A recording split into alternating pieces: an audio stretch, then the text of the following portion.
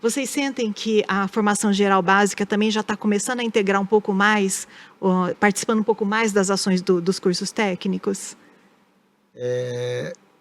A gente faz muito esse link Certo. em reuniões, inclusive com a gestão, o PAET, né, e os professores do técnico. A gente pede sempre para auxiliar, né, e casar, fazer a interdisciplinaridade ali na escola. Por quê?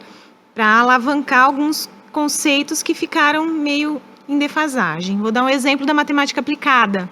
Né? Então, tem que casar com as aulas da FGB. Que na sua diretoria, né, na sua escola, teve a participação do professor coordenador. Então, o coordenador está atuando junto com você ali, né? Você não está isolada com o curso técnico. Exatamente, a gente faz esse apoio, né? No caso, teve a Escola Dourado também, que os alunos tinham no começo um pouco de dificuldade na parte de matemática aplicada, que eu acredito que seja um dos componentes que eles mais têm dificuldade, né?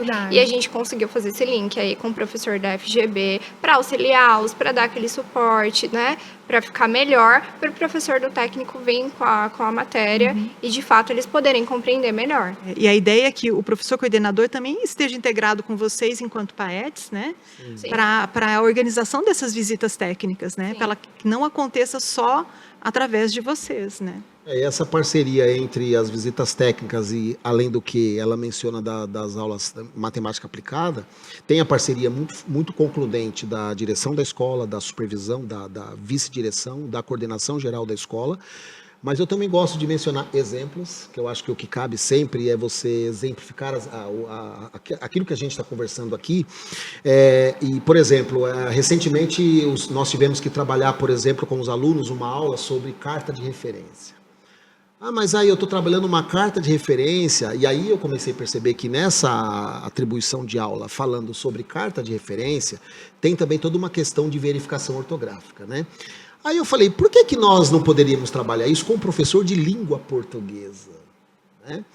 E aí existe essa sintonia, que é uma palavra muito especial para toda a classe dos mestres, dos professores. E aí, entre o professor do técnico que está lecionando lá uma carta de referência, e aí entre uma consonância com o professor de língua portuguesa, já dá para imaginar como que fica essa carta de referência. E detalhe, não é só ensinar a carta de referência, porque o professor às vezes traz uma aula dinâmica, uma aula prática, o professor acaba orientando o aluno a como enviar esse e-mail. Quais são as primeiras palavras que devem ser redigidas no escopo desse e-mail? Aí isso é trabalhado com quem? Junto com o professor de língua portuguesa. Mas como que funciona isso? O professor simplesmente recomenda para que o aluno fale com o professor de língua portuguesa? Não. O professor do curso técnico que está trabalhando a atividade, essa orientação eu sempre dou, aí eu vou, claro que isso naquele momento de descontraído ou não, acaba puxando um assunto com o professor de língua portuguesa e fala, olha, eu estou aplicando uma aula que eu estou falando sobre carta de referência, orientando os alunos a como enviar um e-mail nesse aspecto. Você consegue trabalhar essa aula juntamente com os professores do técnico para que possa auxiliar o aluno nesse sentido? E o que é interessante de tudo isso?